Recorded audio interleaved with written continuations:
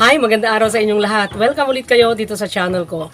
Ngayon nyo lang ulit ako makikita kasi dun sa mga previous videos ko ay hindi nyo ako nakikita. Puro mga manok ko lang ang nakafocus. Sila lang yung bida. Pero ako pa rin syempre yung nagsasalita. Pero ngayon, hindi po pwedeng hindi ako magpakita sa inyo kasi meron ako ipapakita sa inyo.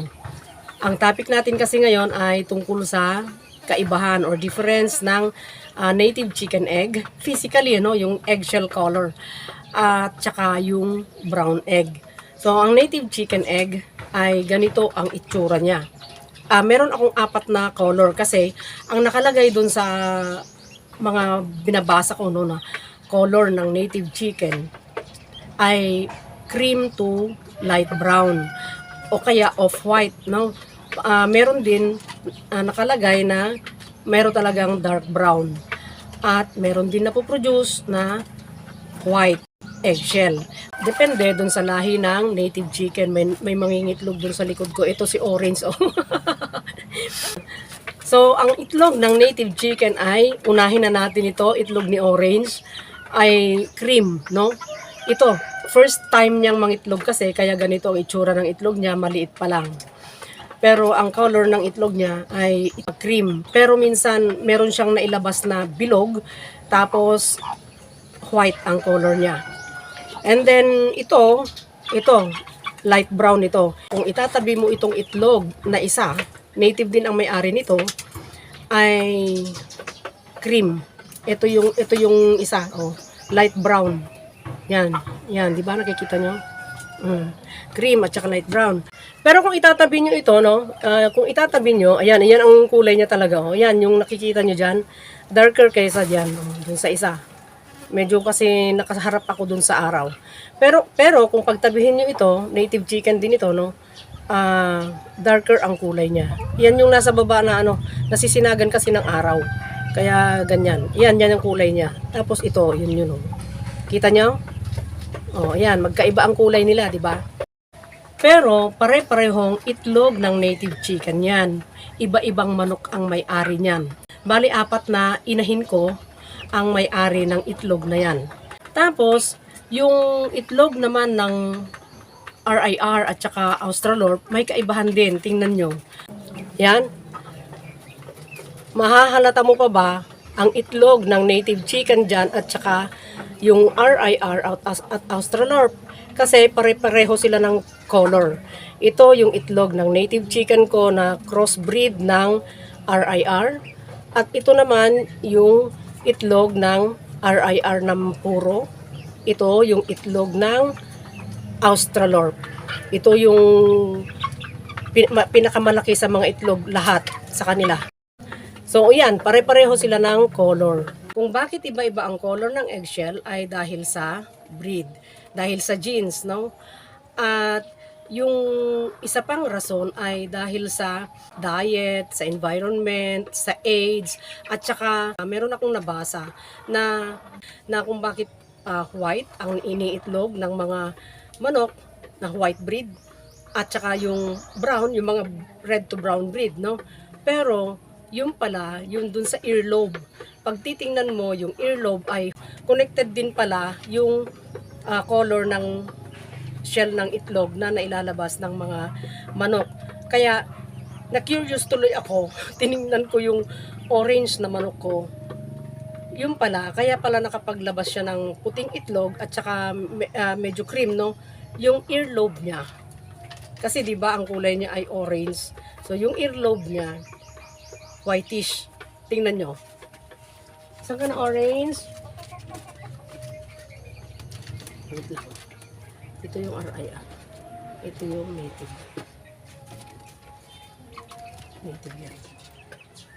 Huwag mong guguluhin yan, ha? Tingnan ko orange. Orange. Tingnan ko yung earlobe mo.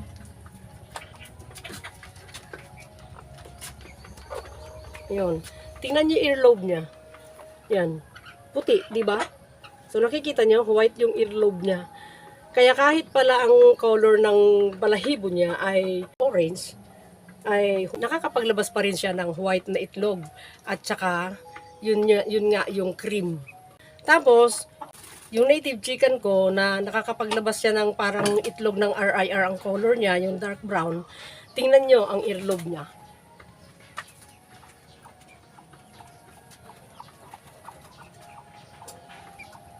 Balik ka nga, darling. Balik ka nga, darling ko. Papakita ko sa'yo.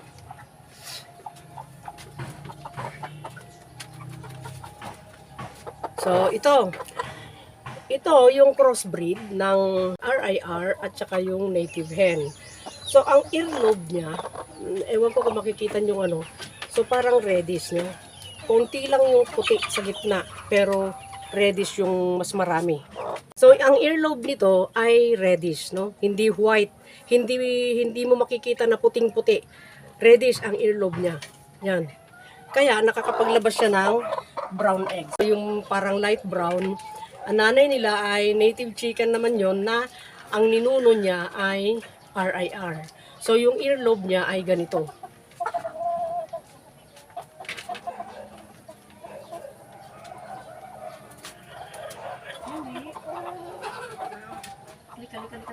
Kita dun sa video. So, ito yung nanay nila. So, ang earlobe niya ay mas, reddish din, pero may puti. Ang earlobe niya ay medyo, ayun. May red dun sa gilid, pero may puti sa gitna. Yun yung yung earlobe niya. Kaya, ang itlog niya ay light brown. Alam nyo, na-curious ako nung nabasa ko yon. So, sabi ko, connected din pala. Oo. So, nung nabasa ko yon, connected din pala yung earlobe, yung color ng earlobe ng manok dun sa color ng itlog na nailalabas nila. So, hindi lang pala sa breed, no? Connected din pala sa earlobe nila.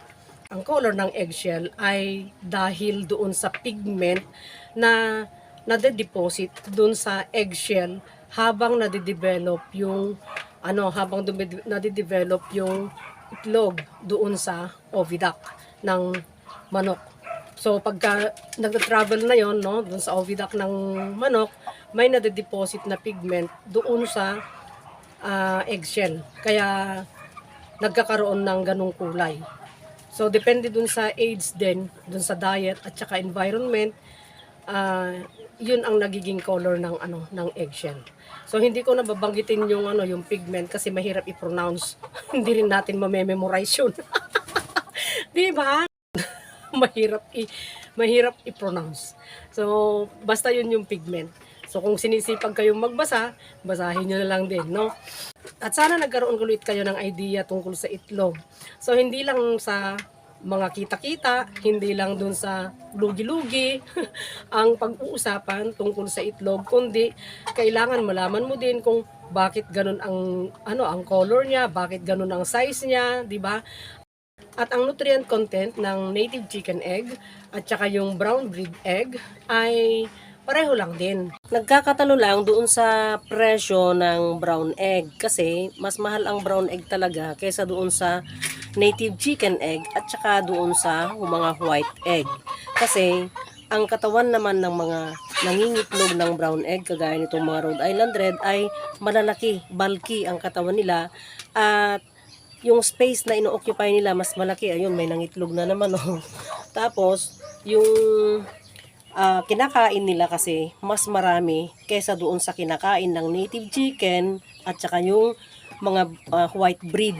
Malayong mas marami ang kinakain nila. Yun ang difference pa ng brown egg at saka yung native chicken egg at pati na rin syempre yung white egg. Sana nagkaroon ulit kayo ng idea dito sa video ito at patuloy sanang subaybayan ang channel ko, patuloy na i-share ang mga video at itong channel ko na rin syempre. Thank you sa mga sharer at saka yung mga pabalik-balik na subscriber, old and new. Thank you sa lahat ng mga bumibisita dito sa channel ko. Sana mag-subscribe kayo kasi marami kayong matututunan dito. Thank you sa lahat ng mga likes. So sana pagpalain tayong lahat.